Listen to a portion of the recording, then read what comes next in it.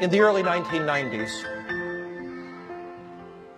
one of the most horrible events in the history of the world occurred: the genocide in Rwanda. In that genocide, Hutus battling against Tutsis, 1 million people were killed in less than 9 months. When the genocide began, there were 380,000 Adventists, Seventh-day Adventists, in Rwanda. When it ended, 100,000 were dead. In 6 months, 100,000 Adventists were slain, not because they're Adventists, but because they were part of the minority tribe. In recent years, I've traveled to Rwanda on a number of occasions, speaking in large stadiums. There are trials going on right now in Rwanda trying the killers. As we traveled there, I talked to my host, the union president, Eman Rutalinga, and I said, "Pastor Rutalinga, did anybody that you know die in the genocide?" He said, "Pastor Mark, I was out preaching the day that the radio announcement came, cut down the tall trees. And when the radio announcement came, cut down the tall trees, tens of thousands of militia, largely young people with machetes, ran through the streets, killing every Tutsi they could see. The killing was so great that the bodies stacked up in the streets and dogs came and ate them. The killing was so great that they threw thousands of bodies into the river, and the river was clogged with bodies. Pastor Rutalinga was out preaching as union president. The militia came into the church, brought out his wife, his 3 children, his grandchildren, and killed them outside the church that day. I talked to the conference president. "Did you lose anybody?" He said, "Yes, I did." I said, "Who did you lose?" He said, "I lost my wife, my 7 children." I talked to my driver. "Did you lose anybody?" "Yeah, I lost 47 members of my family. I'm the only one that survived." As I talked to them, Pastor Eman Rutalinga said to me, he said, "Mark, I want you to meet a woman.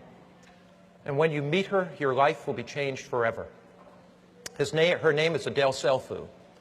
And so we got in the truck and we went out this rough road, back country, outside of Kigali in Rwanda. And Pastor Rutalinga told me the story as we went. This woman had been with her husband when the killers came, and she held his hand as they put a machete and split his head open, and as they hit him in the neck and they murdered him. She was there. And Pastor Eman Rutalinga said, "Mark, I believe she will tell you the story." As I walked into her house, I saw a picture of her pastor, Seventh-day Adventist pastor husband, on the wall.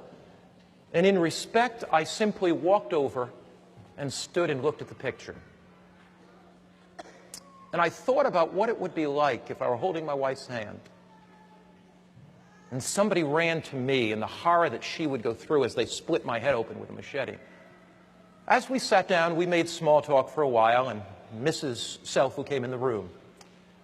And I broached the subject very carefully. I said, "Sister Selfu, I understand you were with your husband when the militia hacked him to death. It may be very difficult to talk about it, but would you like to share it with me?" She began to cry, and she said, "Pastor, I'll share it."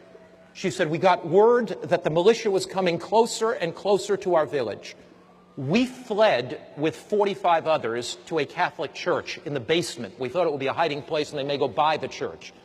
As we were in the basement, the militia came in with machetes. They began to hack and hack and hack. Actually, there were 60 people in the room. 45 were killed immediately." She said, "I held my husband's hand and somebody came and just hit him with a machete, and the blood from his head splat all over me." She said, "It was horrible, Pastor." And then the person took the machete and hit me in the head. She pulled back her beautiful black hair, and I saw a scar that began here and went down the center of her head. She said, "Pastor, they then hit me in my wrist, trying to chop off my wrist." She held up her wrist. It was just flapping around. She said, "Pastor, then they hit me on the shoulder." And she pulled down her dress a little bit, and I saw the scar on her shoulder. She said, "They left me for dead. And my body lay among the dead bodies for 3 days. At the end of 3 days, the militia had moved on. So she said, villagers came to bury the dead. Somebody, before they buried me, felt my pulse, and I still had a pulse. So they took me I was unconscious. They began to nurse me back. Pastor, I was in and out of hospitals for 3 years.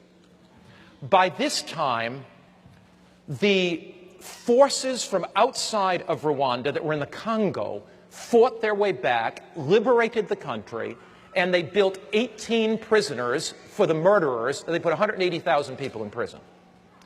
Mrs. Selfo took 3 years to get back to health, but by now there was stability in the country. And she said to me, Pastor Mark, I have to make a decision of whether I'm going to be a bitter, angry old woman or not. And she said, I made a decision that my husband's death would not be in vain. I had the assurance beating in my heart that Jesus Christ was coming again, and that the thing that my husband would want would me to go to minister to the killers. So, Pastor, there's a prison not far from this village, and I became the mother of that prison. I would go in and bring blankets into the prison because of the cold nights. I would go in and bring food to the prison. I began studying the Bible with the prisoners. These were killers. One day, Pastor, I was in the prison. A young man fell at my feet, and he began to kiss my feet. And I looked at his face, and he said, do you remember me? And she said, I wish I could get that face out of my mind. It was the young man in his early 20s that took the machete and chopped my husband's head in half. It was the young man. I never knew he was in that prison. I never thought that I would see him again. It was the young man that took the machete and put the scar in my head and gave me such pain. And he said, would you forgive me? And she said, I picked him up and I hugged him and I said, I will forgive you. Pastor, I studied the Bible with him for 6 months. Pastor, he stood up before the whole prison and we assembled all the prisoners in the prison yard the day of his baptism and he confessed his sin. Pastor, we baptized him. Now, Pastor, he got amnesty after a few years and was let out of the prison. But here's the problem. His father and mother were killed in the genocide. He had no place to live. Pastor, I adopted him as my son. Would you like to meet him? My heart was beating. Beads of perspiration stood out of my head. I looked at the pastor's picture, who this man had killed. I thought a killer was going to walk through the door. And Lewis walked through the door. A gentle smile on his face, a sparkle in his eyes. And Mrs. Selfo walked over and put her arms around him. And she said, let me introduce you to my adopted son. She said, one day when Jesus comes, all the suffering will be worth it all. One day that Jesus comes, all the heartache will be worth it all. One day that Jesus comes, all the burdens will be worth it all. One day when Jesus comes, the past will be gone. She said, what inspires me is the forward look.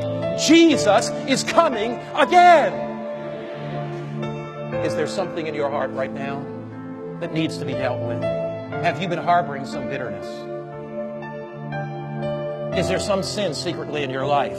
If God can transform Adele Selfu, if God can take that woman and take any bitterness, any anger out of her heart, God can do miracles in your life. The backward look leads you to the cross and forgiveness.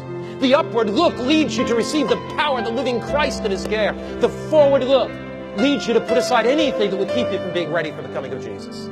There is nothing worth clinging to. As we bow our heads to pray, is there somebody here today that you just want to lift your hand and say, Lord, I need the forgiveness. I need the forgiveness that you only can give. Lord, I need that forgiveness. I need that.